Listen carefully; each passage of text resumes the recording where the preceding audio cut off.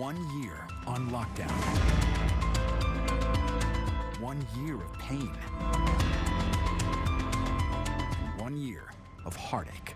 This wasn't a battle. This was certainly a war. I've seen people crash in front of me. I can't tell you how it meant so much to me and my colleagues. I mean, I can literally cry thinking about it. COVID-19 has changed the world as we know it. When this first happened back last March, you know, you had to kind of sit back and think, like, what am I going to do? Am I going to throw the towel in, or I'm going to keep going? The lessons learned and the progress being made. This is a Fox 5 virtual town hall. Pandemic, 1 year later. Here's Steve Lacey and Derry Alexander. Good evening, everybody. For tonight's town hall, we've gathered healthcare heroes, business leaders, and a doctor to answer your questions. All right, it was 1 year ago, last March, when the World Health Organization declared COVID-19 a global pandemic. We begin with a look back. Coronavirus turns a Long Island couple's honeymoon into a horror cruise. 26 residents are being voluntarily quarantined at their homes. And there are still some questions over the incubation period for the virus and how it spread. Because of all we've done, the risk to the American people remains very low. And we're on the air with breaking news. New York has its first confirmed case of coronavirus. Officials say it is inevitable that there will be more coronavirus cases in our area. New York State has its second coronavirus patient, a man from New Rochelle, who appears to be the first case of person-to-person spread in our area. Well, we can certainly say that we've all been through a lot last year. Indeed. Let's start with healthcare heroes who've been on the front lines. Joining us now, Ruth Levy. She is a critical care nurse practitioner at Mount Sinai. Also, Francine Kelly, an emergency room nurse at LIJ Forest Hills. And finally, Dr. Olu Akindutire, Assistant Chief of Service at NYU Langone Tisch Hospital Emergency Department. All right, Ruth, let's begin with you. Just tell us, what has the past year been like for you?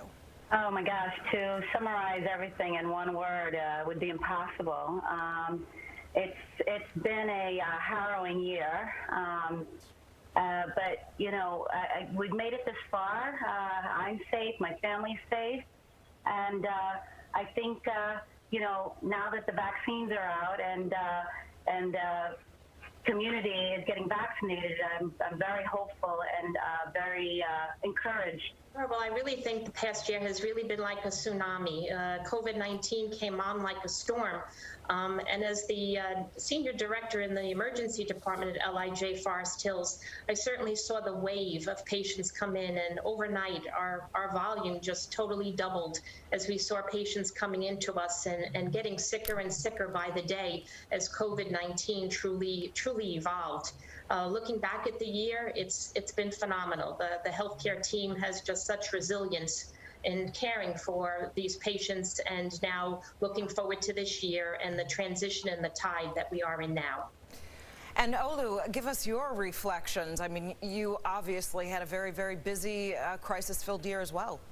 Yeah, absolutely. It's been, I think, similar to what my colleagues have said, it's been a hectic year, to say the least. A lot of unknowns, a lot of, you know, tears, a lot of sad days as well. But I think, you know, what was amazing that, you know, as a, you know, community, as a group, we came together and, like, you know, we gave amazing care to our patient population. And, you know, similarly with the vaccine coming up and, you know, being distributed out, I think there's hope on the horizon as well. But it was a challenging year, to say the least. And, you know, Ruth, I wonder sometimes, you know, in the spring we saw everyone clap for healthcare workers at 7 o'clock. And I fear on some level that let us off too easy. It made us feel like we were doing something, but we weren't providing the actual support our healthcare workers need. Could you just speak to that at all? I'm sure it felt nice to have people clapping for you, but did you feel that you got, you know, the support, whether it was PPE, et cetera, to do your job safely?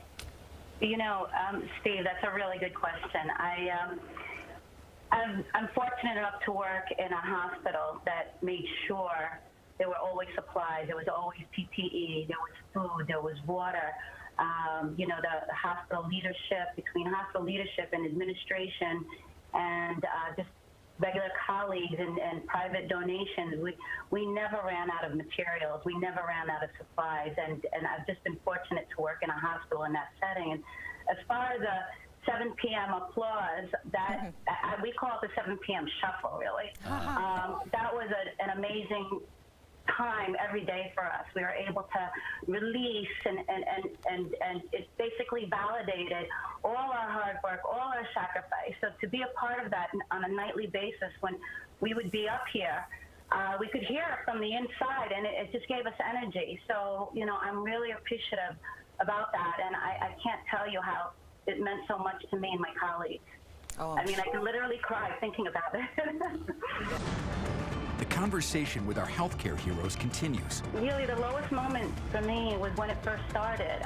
You know, seeing your ICU turn into a war zone. I've seen people crash in front of me. Going stretcher to stretcher, bedside to bedside, intubating one patient after another. When this special Fox 5 virtual town hall returns. We recently hit the mark of 500,000 people dying in this country alone from COVID, which is, I mean, just it really hit all of us so hard when it happened. Olu, I wonder how you are doing as far as healing is concerned, seeing and having so many people literally die in front of you. Yeah, I think, me personally speaking, I have a great support system. Not only at home, but also within the NYU system as well, from my leadership and my colleagues. But this is, you know, this has been a very tough year. You know, once again, I've seen people crash in front of me. A lot of tears and crying from my colleagues as well. But we've, strictly within our institution, we definitely had some, you know, mental health initiatives as well to make sure our colleagues were supported as well. And I, you know, including myself, I utilized those, you know, resources as well, and I can speak for myself that I'm definitely in a great place. What was your lowest moment, and how did you get through it? Really, the lowest moment for me was when it first started. You know, seeing your ICU turn into a war zone. Right. And PPE is your body armor, you know, and the coronavirus is the enemy. And I thought that we had this, like, okay, we trained for this. We treated ARDS before. But when I didn't see the patients get better, that's when I was really, really frightened for the first time in my life. I was frightened for everybody, including my family and the world at large. I just didn't realize what we were getting into. I certainly agree. I can certainly remember the most difficult days in the emergency department, and as our volume had definitely doubled and we were putting patients on respirators at a rate faster than we ever had before. Walking into the emergency department, very much, this wasn't a battle, this was certainly a war. And going stretcher to stretcher, bedside to bedside, intubating one patient after another was certainly, I will never forget that day. And as we mentioned, seeing patients you know, fail in front of us and not being able to cure them or be able to give them another chance certainly was difficult. We held the hands of patients who were dying. We prayed with those, giving them support as they transferred up to ICU. We cried with family members over the phone when we had to share news. I was reading one of the top doctors for the city put out a long Twitter thread, and he referenced, while we are hopeful for several months from now, the next couple months are critical with the variants and things like that, and how we have to remain diligent with masking, social distancing, etc. I just would like you to speak to that. How challenging do you think that's going to be for us as a society, as we see things getting better, to maintain the diligence we need to just be done with this once and for all? Yeah, I think it's gonna be challenging. You know, I think there's at times this false sense of, you know, safety, especially, you know, with the weather, you know, the weather's getting better, especially in New York City as well. Things are opening up as well. And we've seen the slight downtrend as well in COVID cases as well. So I think, you know, as human beings, we're just naturally, you know, like, oh, everything's fine, everything's getting better, let's go out. So that's one of my biggest fear as well, that we do let our guard down. Francine, you, last word, please. Yes, I would agree. Complacency with what we know we need to do is a concern at this stage. We're at, you know, perhaps that hopeful home stretch now, and we just have to stay on target. As my colleagues have said, masks and hand washing, social distancing, and vaccination. That's the key message as we're, you know, through 2021. Well, we are so grateful to you all and so thankful for the work that you've done through this time and that you continue to do. We really are so blessed to have you in our lives, most honestly. It is heroic. We do appreciate so much what you've done for all of us. We would just like to thank you on behalf of everyone. So thank you for being with us and sharing your time. Keep up the good work. Stay safe. We appreciate it. Thank you. We humbly accept it. Thank you. All right, up next, we'll be joined by some local business leaders as our virtual town hall continues. Back last March, you know, you had to kind of sit back and think, like, what am I going to do? Am I going to throw the towel in, or am I going to keep going? When something like that happens, you got to say to yourself, okay, we can't go down this road. What other roads are there? It was like dropping off a cliff. You're watching Pandemic, 1 year later. A Fox 5 special virtual town. Joining us now is Carlos Swepson, the owner of Boulevard Bistro, the beloved soul-food restaurant on Frederick Douglass Boulevard in Harlem. All right, also Vito Palermo. He owns a Little Brittle Heaven. That's a sweet shop best known for its classic almond brittle. And also Wellington Chen. He is the executive director of the Chinatown Partnership Local Development Corporation. Thanks all of you for being with us this evening. Vito, it has been a rough year for absolutely everyone. Tell us, though, specifically, how have you been staying afloat with your business? Okay. Well, pre-COVID, we were in about 30 retail locations, small supermarket chains, some mom and pop shops on Long Island, one of the boroughs, and in Manhattan. When COVID hit, we lost 25 of them. I'm curious, 1 year in, what shape is your business in now? You just mentioned you lost like 80% of your clients for the almond brittle. Yeah. Well, it kind of took, you know, it's one of those things where when something like that happens, you got to say to yourself, okay, we can't go down this road. What other roads are there? Carlos, let's pop over to you, because I happen to know that you recently started a GoFundMe page. You as well, just like Vito, fed a lot of frontline workers. How have you been trying to stay afloat? It's been very, very difficult. And, you know, one of the things that when this first happened, back last March, you know, you had to kind of sit back and think, like, what am I going to do? Am I going to throw the towel in, or am I going to keep going? You know, I had 43 employees at the beginning of the pandemic. 1 week after the pandemic, I had 4. Wow. Wellington, I want to bring you into this because, I mean, the Chinese American community has been suffering on so many levels. You are the executive director of the Chinatown Partnership. We are so grateful that you are here. You are kind of like the godfather of so many different kinds of businesses, not just the food business.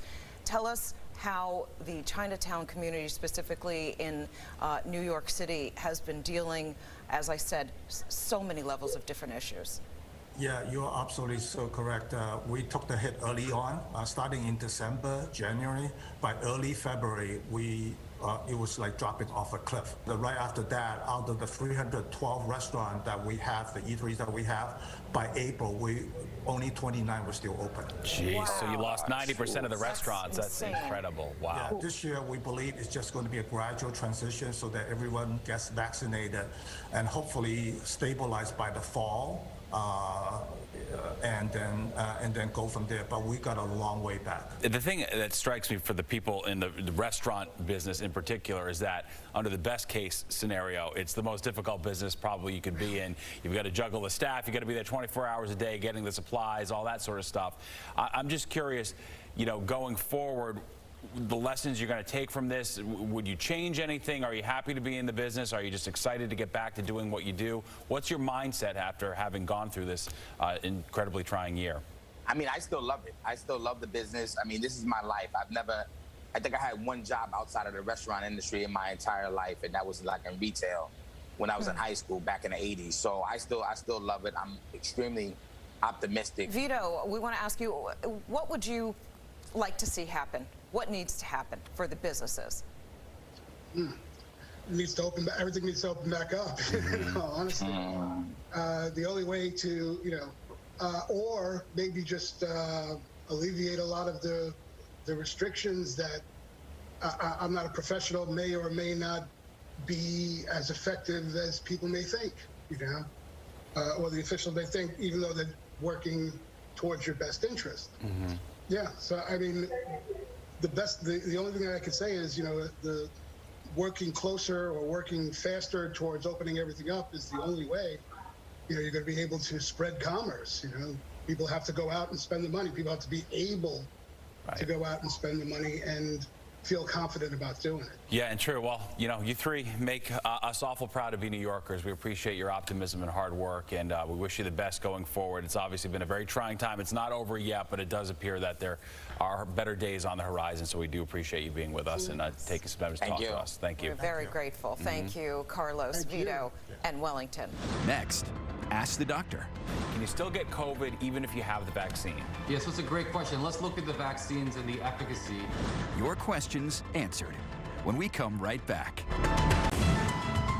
1 year later, and there is still so much uncertainty. A lot of you have been sending your questions to Steve and I through Instagram. All right, Dr. Serge Sugger is here to answer some of those questions. He's the Chief of Infectious Diseases at Holy Name Hospital. And Dr. Sugger, our first viewer question, can you still get COVID even if you have the vaccine? Yes, that's a great question. Let's look at the vaccines and the efficacy. And around 95% efficacy in preventing severe disease and preventing death and preventing moderate disease. The J&J vaccine, slightly less efficacy, but that may be a result, and we have to take this in context because of some of the new variants out there. So have we seen it? Have I seen it in my prior practice? No, only time will tell. What we do know is the study showed a very durable response and a very assured response. Now, how far that goes out, the 3 to 6 to 9 months, is still remains to be determined.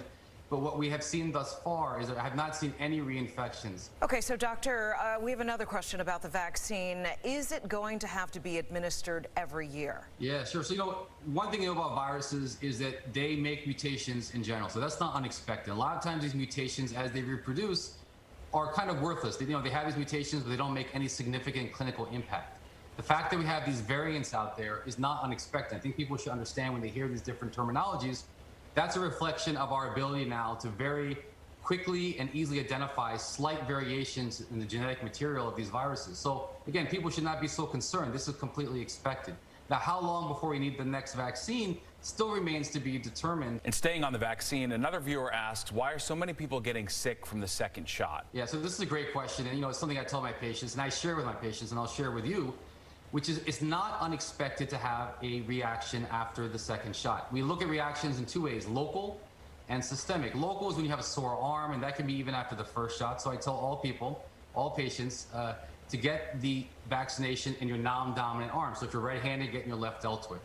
I expect then, again, that's after the first shot. Second shot, about 30 to 40% of people, and it's usually the younger patients, do develop some we call systemic symptoms. That can be a headache, it can be slight fevers, it can be a sore throat, it can be fatigue, and I will freely admit that I had the same thing. And so why do I tell people to expect that? Try to plan, if you can, to have the second shot maybe on a Friday, if you have the weekend off, or if you can take a day off from work, and just assume that you may have some reaction. Now, before people get too concerned, they should know that these reactions, we call reactogenicity, last for a very short period of time. For me, about 8 hours. You know, it got me out of walking the dog, it got me out of having to do dishes, so I thank my wife for that. But in all seriousness, if you empower yourself and say, well, hey, I expect this, I'll make some appropriate plans, so maybe I'm not working or I have someone to cover me, my kids, my childcare, et cetera.